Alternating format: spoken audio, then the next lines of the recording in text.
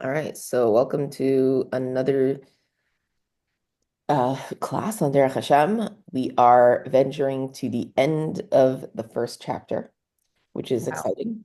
Um, And yeah, it's great commitment to be able to, do yeah. this and keep doing this. So yeah, how are you, Esther? How's everything I going? am good. I'm excited. I'm in a different location, a little bit more nature surrounding me. So I'm trying to let it seep in and relax, be in the moment. And I'm looking at you sent me these pages to read. I see we're up to number 6. We're up to number six. Yes. Okay, So it's great. number six, and it's the last bit of Yeah. the yeah, so the Okay. first Do you want chapter. me to So read? if you want, yeah, sure. And then I can do Yeah. whatever, yeah. Good. All right, awesome. All right. So number 6. From Derech Hashem. Among the things that it is also necessary to know is that God must be absolutely one. It is impossible that there exists more than one being whose existence is intrinsically, okay, cannot pronounce that word, And imperative. yeah, Only one being can possibly exist with this necessarily perfect essence. Essence is capitalized. I wonder why. And therefore, the only reason all other things have the possibility of existence is that God wills them to exist. Hmm. All other things, therefore, depend on Him and do not have intrinsic existence. We therefore see that there are 6 basic principles involved in our understanding of God, and they are the fact of His existence, His perfection, the necessity of his existence, his absolute independence, his simplicity, and his unity. Hmm, interesting. okay. Okay. And there's you want me to continue or no, that's chapter I 2. think that is, yeah, what I'm actually doing right now is Googling the definition of intrinsic because I Okay. get the definition, but sometimes because he used it twice, and I think it would be really great to kind of get the Right. Okay. best understanding of it. Very Torah thing, like, oh, this word is used twice. There must be a hidden meaning there, or it's trying to emphasize something, right? Because he says like this, that last sentence is all other things therefore depend on him and do not have intrinsic existence. As in we're all existing, but when he's saying we don't have intrinsic existence, you know what I mean? It's like, so when we're saying intrinsic, like what part of us doesn't exist, Right. right? Because that's Mhm. really is like that what the matrix means? Like when people talk about the matrix. So the term intrinsic refers to something that is essential, Yeah. inherent, inherent and belonging to the very nature of a thing. It describes qualities or characteristics that are fundamental and not dependent on external factors. Wow. Yeah. For example, intrinsic value is the value something has by the very nature, such as the intrinsic value of gold or a gem. Intrinsic can also mean coming from within. Such is intrinsic motivation, intrinsic signals of biology. So I think, so it's saying that it doesn't have its own, I think my understanding of that is it's like everything, coming back to the beginning of this, it's like the nature of the thing itself. So I think like first of all, Hashem is one, and I think everything we get is from Hashem, right? So it's not, we don't have our own personal value, right? So that's number one. And number two, that yeah, so everything that we are is it says it belongs to the very nature of the thing itself. And I think when we think of that, that's Hashem. So it says like, we're all made in Hashem's image, right? So it says, and then it says Ma'at Melokim, like we're all made just a little bit less than God. Yeah. And you can take that in so many ways, but it's it's mainly, I think, the concept that like Hashem, Hashem really everything that we have within ourselves is from, inspired by God's nature. And in we don't have our own personal we don't have our own personal as much as we have personal development, everything has been already ingrained. And I think on a basic level, when it comes to Judaism, um, you know, we are we are informed, I'd say, that when a child is in their mother's womb, there's a malach there that is sharing all the information, kind of guiding you through, giving you, it's like that learning period to give you all the education you need and understanding of the world itself. And then kind of they're tapped on the, in the middle of the lip there and between the nose and the mouth, and officially you forget. But I Right. don't think it's that we forget. It's that it's kind of nowadays we can understand it almost from the place of like um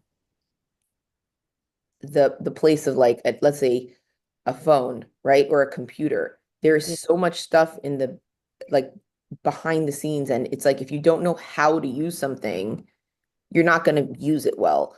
But Right. I think so coming back to this kind of, I think that to me is when I think of that when I'm looking at it doesn't have its intrinsic value. It's it's not that we don't have worth, but our worth is only worth something if it's related to God itself. Mm. So anything outside of that, it doesn't have value. Any So thoughts on that before we I got defensive right please, away. please go. Please Like, do I that. don't have value. I feel like I'm working so hard to feel like I have value, and now you're saying I don't have any. Okay. So yeah, so also simplify it. Simplify it to outside of a feeling itself. Like when we look at something logically, I'll give you an example. You just sent me the structure of your house, Yeah. right? And all that structure is going to be covered up. Okay. And imagine all those woods after it's covered and painted and stuccoed says, "What do you mean? We don't have any value?" Wait. It's the foundation of the house. It's taking me a second to get there, but it's landing. Hold All on. right, This is always with you, always. okay. Downloading 90%. Um, so you're saying that the value is the structure, It's the and foundation. that's the neshama. Yes, And then the body is the outside that everyone sees that really gets the value from the neshama. it can only exist Only exists with the neshama. when the Okay. neshama's in the body. So bringing it down to earth, Yes. I can't be proud or like boast, whatever, about my nose because Okay. it's just the outside. I don't boast about my nose. I hate my nose. But I'd like to one day love it. But I could boast about my neshama because that's real. Is that what you're trying to say? So I think when okay, so this is where things get broken down into parts, Okay. right? So the philosophy of it is there's like a general rule and then there are pieces, and he has the pieces underneath because it's not like an all or nothing, and we've talked about pieces before. Yeah. So I think what you're talking about a little bit is ego, which is again has its own place in our life, right? Can be Right. used for positive or negative. I get it right. If we think about even me owning a skincare company, for example, Okay. think about how much emphasis goes into something as, we could say as vain as the face, right? There Okay. is so much detail there, and it's there for a reason. And there are things that are really beautiful, right? And like you have right there is like this stunning nature. And Right. like, we have this beautiful sun, and just even the interactions, our voice, everybody's vibration of even how they deliver, Yeah. right? There's so many details.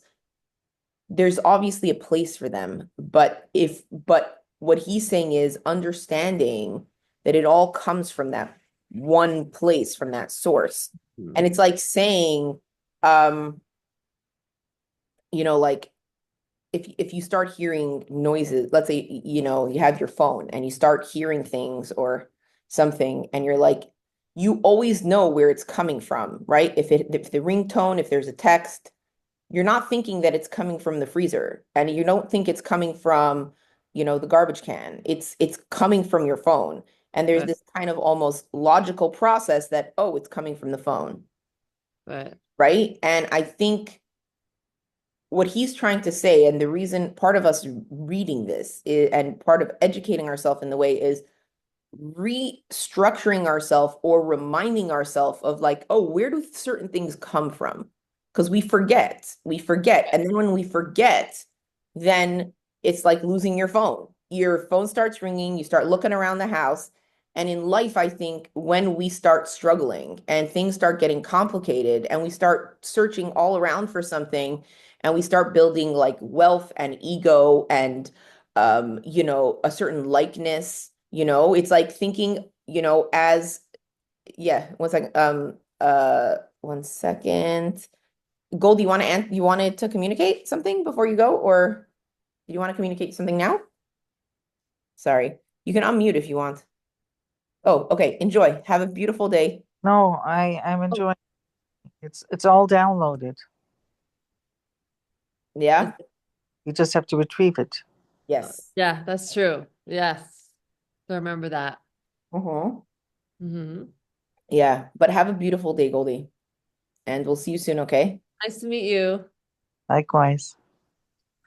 So yeah, so continuing with that is like, I think when we start getting frazzled in life and we're not sure where something's coming from, um, it's like, think about how much therapy we have to do if we don't have a good relationship with a parent. Right. Think about how much it messes with in the head, in the foundation of things. And it's not a sense of control of, oh, you must know you came from your parent or you must respect your parent. It's not about that. It's about understanding, if we understand the fundamental value as a baseline, as in like, oh, this comes from Hashem, there's Oh, this okay. beautiful world to play with. But Okay. when there's two things that happen when we don't do that. So like one of the consequences of not understanding that he exists is, and again, oh, so back to that thought was like let's say Instagram, for example. Think about how much people do for likes, you A know? lot. And Yeah. it was interesting because we spoke about something that I ended up talking to somebody else about last night. I was at a simcha last night and I was talking to somebody about, we were just talking about like a social media component Yeah. and the amount of effort. Like if you think about how much everybody's day or how much, and again, I'm talking for myself as well as a business owner, Yeah. how much of what we do is focused on wanting to portray an image for somebody else's response or validation or even Mm. trying to communicate something. Wow. And so many of us do it terribly, right? So, and the amount of anxiety and ego and control as creators, we come across very funny characters. And we've both kind of shared that we've come across people in our careers that have, and you see it even playing out in Hollywood now. Look at the obsession of wanting to, like, even with all the money and everybody liking you, and no matter what, you still are so desperate for public validation of some sort, and it's just not enough. Right. So when that is all not enough and somebody's checking off all the boxes, it's usually because they don't know where things are coming from. Wow. Okay. So they're outsourcing.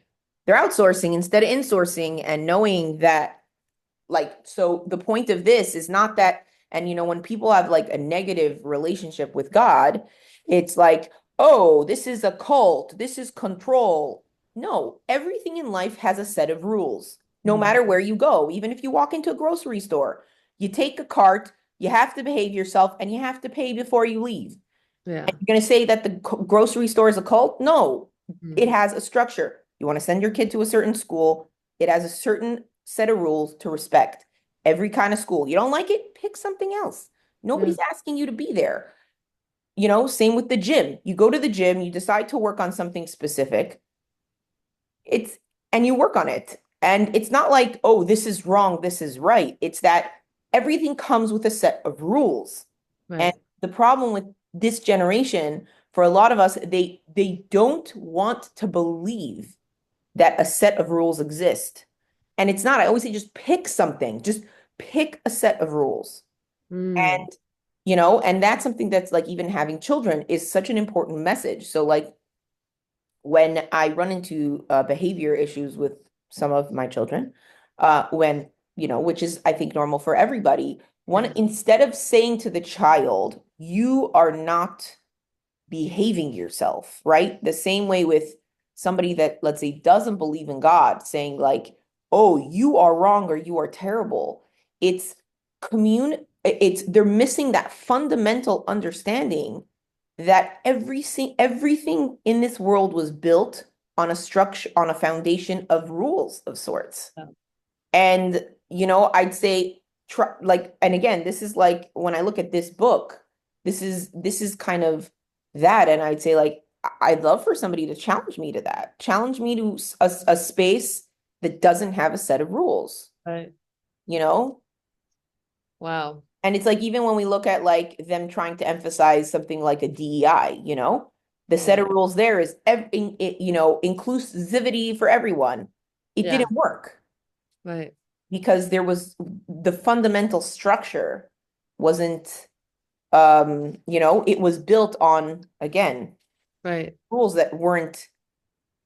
So are you saying that a part of the Neshama, which is the Hashem, which is the where we come from, and sort of also unites us as humans and living things, because we all have it, right?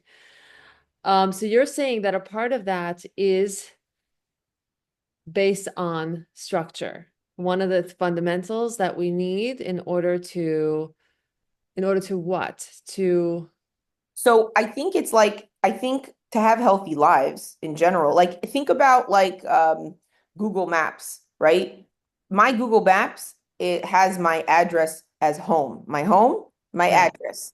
That means anytime I need to go home from somewhere, I just click there and it gives me the route to where I'm going. If it's the bus, walking, right, car. If we don't know where home is, right. you know, I think that's Just go in circles. Yeah. we just keep going in circles. And I Okay. think then again, that bleeds into relationship with why is the structure of parents and children? Why did Hashem create the world with that structure? Right. Because it gives us a practical understanding of why the value of God. So why is like if we want to go into like the philosophy, like outside of like just doing what's right and healthy, like if we go into the philosophy of family, right? If we all the ones of us that have family units understand that like parents aren't easy, but there's a certain kind of loyalty and a certain understanding and elasticity that's built when you commit to showing up to the people in your life or commit to building a partnership with somebody. And again, we try, we fail, we succeed, we don't. It's not about how good we are at it, but it's about understanding its value, Right. right? And Okay. then having children. Like think about like I know for myself, yes, having children can be really challenging, but the complexity that I understand about the world now is and the practice and the person I've become from it Right. is fascinating. And again, not everybody learns and not everybody's responsible. Right. But the thing is that all gives us that kind of understanding of the value of Hashem in our life, if that makes sense. So to me, I'm hearing, just like connecting with yourself and then also establishing an integrity, Yeah. Yeah. right? And then, but you're saying like the structure is just a part, or that is it, like the main foundation. Well, I think the fact he says the fact, so one of the things he says here is therefore we see there's six basic principles. And the first one is the fact of his existence. So I think it's just surrendering to that, knowing he exists. Now, Right. again, coming from a place, let's kind of peel back for a second and simplify. Because a lot of people, when they think of certain facts, or they go into certain, we've gone into a very complex world where things lean into like abuse and control. Like there's this really negative thing. So when Yeah. we remove all of that and we just come to a healthy, let's say we're talking about and we're focusing on healthy relationships and the simplicity of Yeah. relationships, not the complexities. The fact that he exists, just surrendering to knowing Hashem exists, Yeah. you know, and his perfection, so then it says his perfection exists. So it's Mhm. knowing that he's perfect, right? So being able to look outside and see everything, all the details, even like looking at the raw wood at the back of your like house over there. This is incredible. And then a tree is something that gives us this beautiful shade. It gives our planet oxygen. And on top of it all, it also can build us structure to live Yeah. in. Right. It's like it breathes. It's like it's literally like wood is like skin. It has like yeah, so it's incredible knowing that like okay, he created this and adding that kind of can give us so much more nurturing. So Right. the awareness, when we are aware of certain things, we have the ability to build healthier relationships with it. So his perfection, then the necessity of his existence. So this is kind of the real important part is like going back to a child, a parent and a child. Why is it necessary for a child to know about their parent? Yeah. And there's a lot of healthy things by knowing that there's that relationship. And it's so important to know that he exists because so much of like the loneliness that people feel in their life is Yeah. because they don't, if they're not able to like, let's say, look at that structure that you guys create, developed and say, wow, look how supported we are. Like, look how incredible this is. Yeah. There's this feeling of feeling cared for Right. that comes with that. And for so many of us, when we're in our heads, we think and we want to be in control. And again, we live in a world that it's so easy to put ourselves in an environment where we think we are in control, right?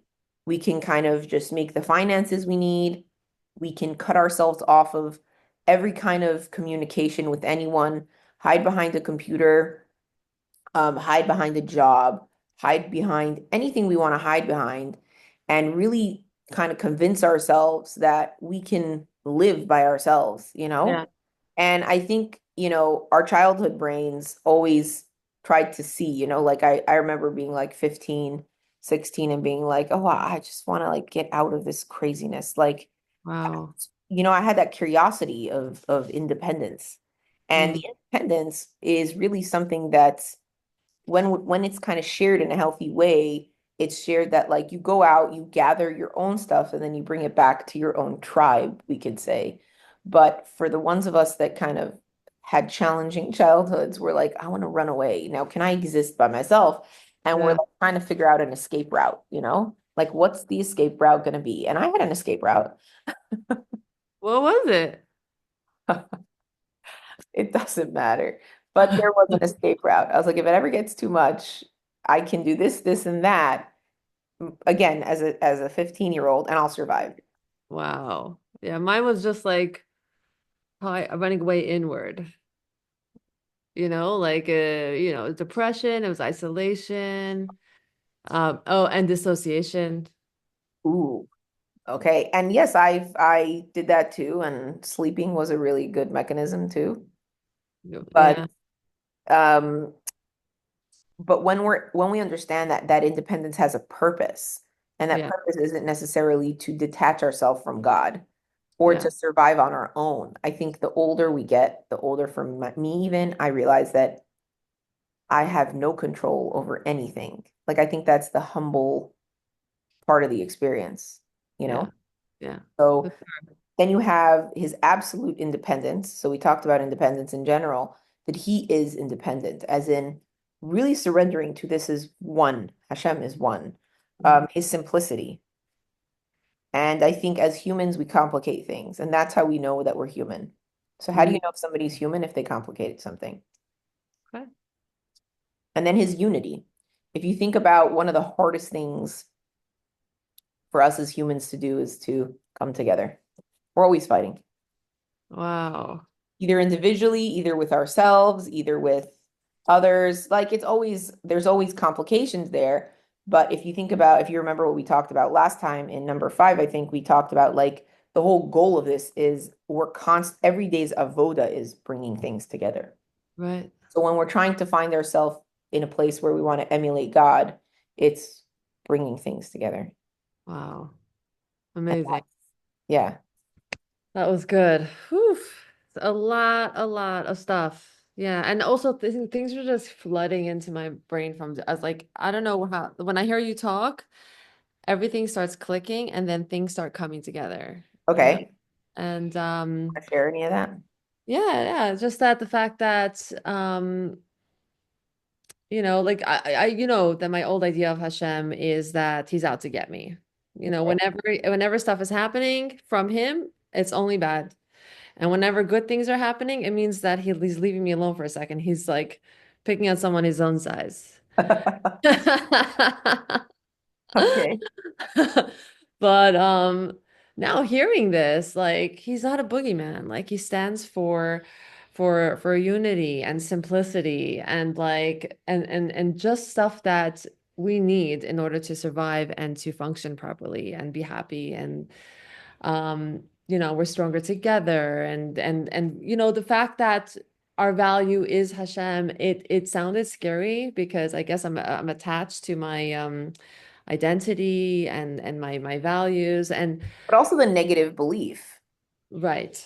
Because if for a lot of us, that's part of the scariest part, and that's why doing this is so brave, because it's going to challenge some beliefs, but then Right. it's also going to help us heal. Yeah. Continue. Continue. Yeah. Yeah, so that's really nice. It's nice to get that, you know, to bring that back up to the frontal lobe, and that we're not alone. And Yeah. that is amazing because I feel like a lot of times just feeling that we feel like we're in control because no one else is in control. I have to take care of it, no one else is taking care of it. And then when things fall apart, it's like, what am I doing? I can't do it. I need help. I need guidance. And then just surrendering that there is a God. See, I'm seeing the connection to all those points now. Seeing the connection that there is a God and we could surrender. We just know that we're not alone and you know, he's going to show up when we need him. Yeah. I mean, the thing is also in life for a lot of us, when we face the complications, it's that we're either, if we break it down for real and we're honest with and transparent with ourselves, there's a few things going on. Number one, we're chasing ego. One, Yeah. number two, we're running away from ourselves. Number three, we're trying to be in control. Yeah. And whenever we say the word simplify, it's like, really? Why? Why? Yeah.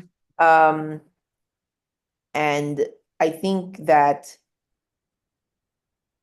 when there's that pain, when there's that suffering, a lot of it has to do with just, it'll always come back to that complication. And if we see nowadays, let's say, the kind of spike in like depression and suicide and all those and like just hurting, and there's a lot of it. It's very, very heavy and there's a lot. And part of it is like that lack of connection to the simple, just the simplicity of like somebody being able to say, I love you. Like Hashem's like, this is Yeah. a love letter to you. Just get into your body, be in the sensations, That. go out there, smell the wood, you know? Look, Yeah. we both have it. I have it here too. It's like, Yeah. you know what I mean? There's It's that funk. Yeah. this is the before and that's the after. Yeah, sure. Yeah. And it's just really being able to surrender to that. I had something really interesting because we're working on simplicity in general in just like every week we pick something to work on and with writing the newsletter and all that. And I gave a class and the analogy I gave was so I have a small closet, clothing closet. So I have to swap my winter and summer clothes out every year. I always find that emotionally very taxing. It takes me a good few hours, but emotionally I have to be ready to do it. Part of that is that you have to face every single piece of clothing and it has to fit into the box. I have two of these big Ziplocs and whatever doesn't fit in there is going away. So I have to choose what fits and choose what doesn't. And what it does is make me face a certain reality. And that reality is either I don't fit into certain things, I've made bad choices when I went shopping, or all the things that come up, right?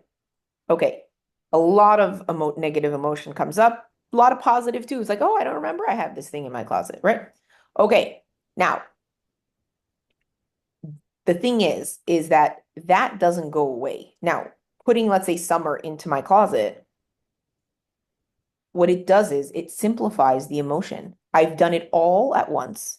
Now, Right. when I go into my closet, there's positive emotion because I Everything took fits. Everything is 4 hours to clear yeah. all the stuff that if, okay, so now imagine if all that stuff would be in my closet all year round, Yeah. every single time I would go to my closet, it would bring up, okay, it would bring up all those emotions. So think about the repetitive loop of Wow. negative emotion that keeps, see, this is Bar Park, the buses, the negative emotion that would keep repeatedly arising. Now, the reason I bring this up is because for so many of us in different situations in our life, we have this routine or repetitive idiocy of bringing up this negativity over and over and over, and then believing that that's our life Yeah. when we haven't taken the time to clear it out and simplify it to the bare bones. And what I Yeah. said was, so basically, anything in life that you're trying to figure out, ask yourself, what is the function of this? It's that simple. What is Yeah. the function of this? And if, and so like when we understand Hashem, like the function of our sanity is Yeah. knowing that Hashem created everything. That is the function. If we want to be sane, it's besides for all the other benefits we get, we have to really understand the fact of his existence. It's so necessary for us. And understanding his simplicity, his unity, these are the things that literally keep us sane. So the thing is so back to the thing I was saying when it comes to relationships, it's a similar thing. When you're in a position, not you, but anybody or all of us, that you keep on bringing up something in a conversation, like a closet, if you feel you need to have a connection with that person, just drop the topic. Don't and focus on the function. And if the function is I need to have a relationship with this person, drop the damn topic. Wow. Get rid of it because it's staying in the way Yeah. to having a relationship with the person. The problem is when we talk about in this world what we've connected or attached ourselves to, we've attached ourselves to the external things.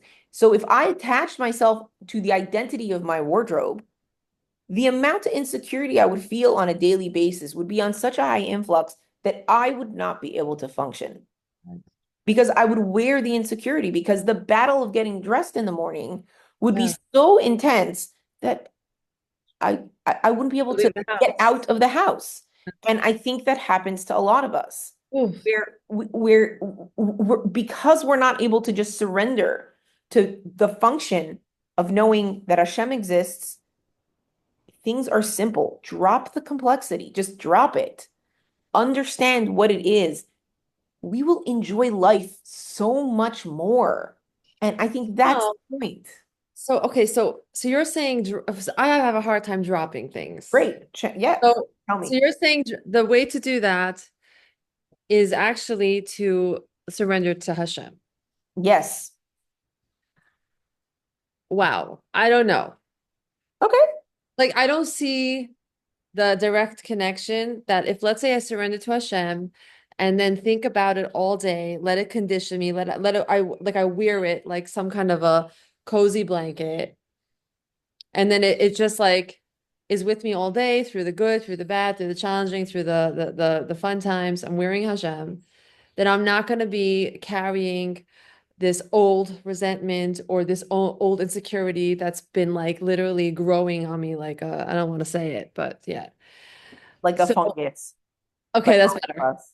Fungus is definitely less less dangerous.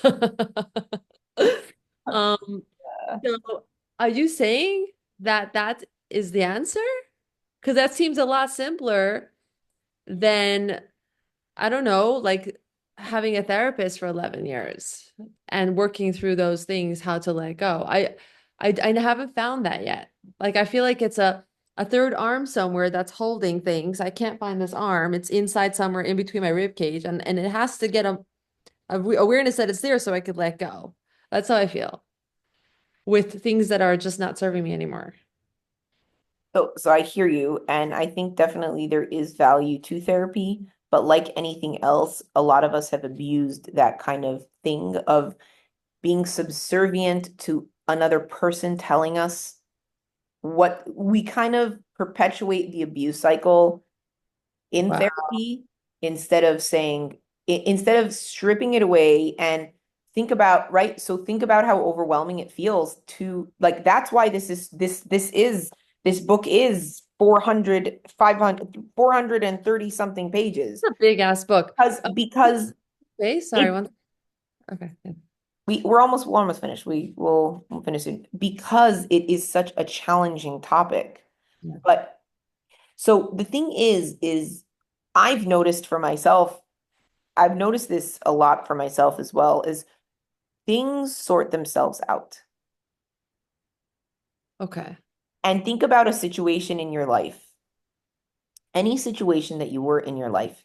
Yes, I guarantee there were many, many complications, but think about how we complicated them more by adding. And I had a really simple one, and actually Eliran helped me with this, Yeah. as in let's say with my business, right? And I went on this long rabbit hole of worry, and I ended up taking meeting after meeting after meeting, wasting months and years because of me wanting technically to attach myself to this thing and control instead of just let go. And I realized that everything sorted itself out. There were certain things, even some of the debt sorts itself out. Oh, It's never perfect, right? Like all of a sudden you get a tax return, or you know what I'm saying? Think about a worry, an entire year of like, somebody could have this worry of like, oh, how am I going to pay the rent? How am I going to pay the rent? Then all of a sudden, like, oh, that check's coming. yeah. Like, oh, Wow. wow, okay, I didn't realize that. Or think about the the kind of what happened with your car, or any of us that have had this story.